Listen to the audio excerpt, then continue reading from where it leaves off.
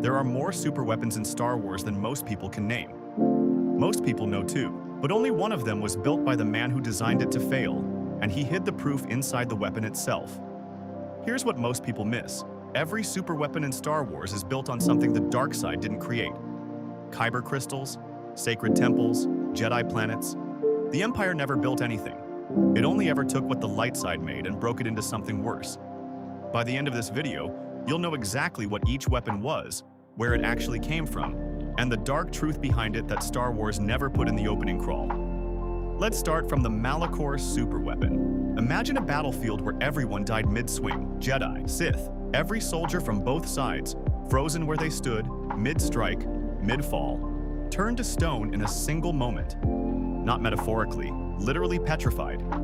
And the weapon responsible sat in the middle of that battlefield for the next 4,000 years, completely intact, waiting for someone to turn it back on. That's Malachor. The Malachor superweapon is a kyber-powered super laser built inside a Sith temple on the planet Malachor. Not a space station, not a battle station orbiting a planet. A temple that was also a weapon. Its entire architecture designed around a single giant kyber crystal housed at its core, with a Sith holocron as the activation key. Without the holocron, the weapon was inert. Insert it, and it fired.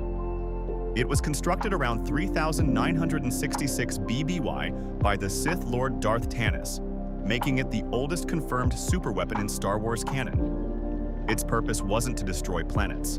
It was specifically built to kill Force-sensitive beings, to petrify them, freeze them in place, remove them from the battle entirely.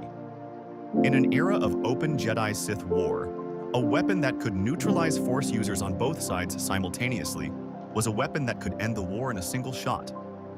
That is exactly what happened, and it's exactly the problem. The Jedi discovered the weapon and launched a full assault on the Malachor temple. During that battle, the weapon fired. It didn't target the Jedi. It didn't spare the Sith. It turned every living combatant in range to stone, Jedi and Sith alike, and left the surface of Malachor a graveyard of frozen warriors that no one touched for 4 millennia. The weapon was so catastrophic, so indiscriminate, so impossible to control that the Jedi Order declared Malachor forbidden ground. No Jedi was permitted to return. The planet itself became a warning passed down through generations. Here's the twist. The Malachor superweapon was built by the Sith to win a war against the Jedi. It fired once. It killed everyone. The Sith who built it, the Sith who activated it, every soldier they sent into that battle, all of them petrified alongside the Jedi they were trying to destroy. The weapon worked exactly as designed. It just didn't care which side you were on. The Sith spent centuries building a weapon to end the Jedi, and the first time they used it, it ended them too.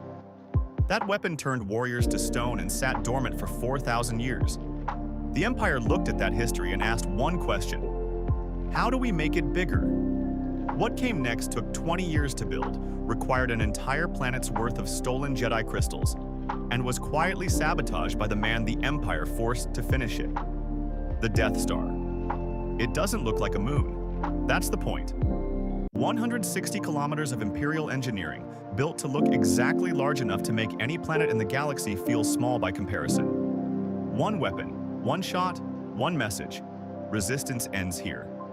Most people know what the Death Star does. Almost no one knows what it actually is.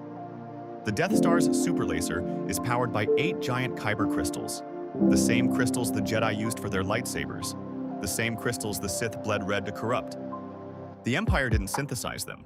They didn't manufacture them. They strip-mined them from Jedi temples, looted them from sacred sites, tore them out of the ground on Jedha, a moon so holy it had been a center of Force worship for thousands of years, and used them to power a beam capable of reducing a planet to rubble. The Geonosians designed the station's original schematics. Count Dooku commissioned it as a separatist weapon during the Clone Wars.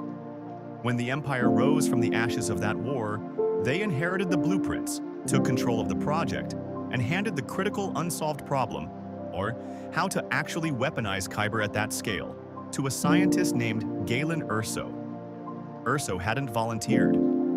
Imperial Director Orson Krennic had spent years manipulating him, using their friendship to draw him into Project Celestial Power, under the false premise that he was researching a solution to the galaxy's energy crisis. By the time Urso understood what he was really building, it was already too late to walk away. His wife had been killed, his daughter taken. He had one option left: finish the weapon and quietly make sure it could be destroyed. He buried a flaw in the reactor design: a single thermal exhaust port, precisely engineered, leading directly from the surface to the main reactor. Too small to seem intentional, too specific to be an accident. The exhaust port that Luke Skywalker's torpedo traveled through on the Battle of Yavin, the shot that destroyed the Death Star, the moment the rebellion became a war the Empire could lose, was put there deliberately by the man the Empire forced to build the weapon in the first place. Here's the twist. The most feared weapon in galactic history, the station that ruled through terror, that annihilated an entire civilization to make a political point, that was the symbol of imperial power for an entire generation, had its kill switch installed by its own architect. Galen Erso couldn't stop them from building it. He couldn't refuse. He couldn't escape. So he hid the answer to destroying it inside the weapon itself and waited for someone to find it. The Empire spent 20 years building the ultimate weapon. The man they forced to finish it spent those same 20 years making sure it wouldn't last. The Empire built one Death Star, lost it to a single torpedo, and immediately started building another. The First Order looked at that pattern and decided the problem wasn't the weapon, it was that it needed to be bigger. The answer was already under their feet. Starkiller Base, a planet that Jedi children visited for thousands of years. An icy world at the edge of the unknown regions, covered in crystal caves that hummed with the Force. Younglings traveled there as part of their training, not to fight, not to study war, but to listen, to find the crystal that called to them, to build their first lightsaber. The First Order found a different use for it. Starkiller Base is a superweapon built inside a planet, specifically the planet Ilum, the most sacred Kyber crystal site in Jedi history. The First Order didn't construct a station. They hollowed out an entire world, converted its Kyber-rich core into a containment field, carved a massive equatorial trench where the Empire had already begun mining decades earlier, and turned the whole thing into a weapon capable of draining a star and firing a single beam across the galaxy that could destroy multiple planets simultaneously. The Empire started the excavation immediately after Order 66. The moment the Jedi were gone, Palpatine sent crews to Ilum to strip it of its crystals, the same crystals that had guided generations of Jedi younglings. By the time the Galactic Civil War ended, the mining had carved a scar across the planet visible from orbit. The First Order inherited that scar and spent 30 years turning it into a trench, then a weapon chamber, then the most destructive superweapon in galactic history. Where the Death Star needed a full day to recharge after a single shot at a single planet, Starkiller needed to drain an entire star, but when it fired, it destroyed the entire Hosnian system in one shot. 5 planets. The New Republic's capital, the Senate, the Republic fleet stationed there. Gone simultaneously, visible as streaks of light from the surface of planets in other systems. The Death Star required you to be in range. Starkiller fired across the galaxy from a fixed position and hit targets light years away. Here's the twist. The First Order built their planet-killing superweapon on the exact ground where Jedi children had gone for thousands of years to find hope. Not metaphorically. The crystal caves where younglings heard the Force singing to them, where they reached out and found the crystal that would become their lightsaber. Those caves were inside Starkiller Base. The weapon that killed trillions was powered by the same Kyber deposits that had powered the galaxy's symbols of peace and protection for millennia. The First Order didn't just destroy the New Republic. They destroyed the most sacred Jedi site in the galaxy to do it, and nobody noticed until it was already gone. One weapon built into a planet. One star drained per shot. One system erased. The Resistance thought that was the worst of it. They were wrong. Palpatine had spent 30 years on something else entirely.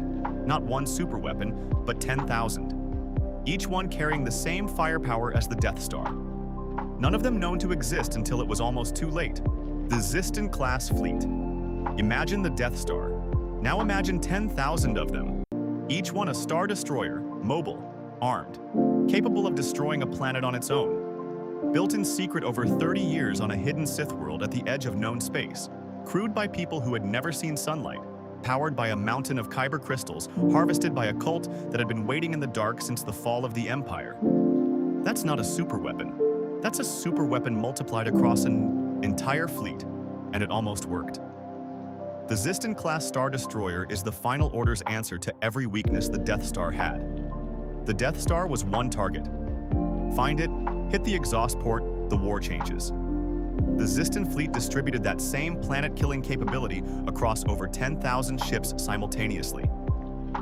You couldn't destroy them with one attack run. You couldn't find them with standard navigation. Exegol, the Sith world where they were built and hidden, existed behind permanent ion storms that made approach nearly impossible without specific coordinates. The Rebel Alliance spent years monitoring kyber shipments to track the Death Star's construction. The Ziston fleet was built on a planet the galaxy didn't know existed, fueled by a mountain of kyber that no intelligence network ever detected.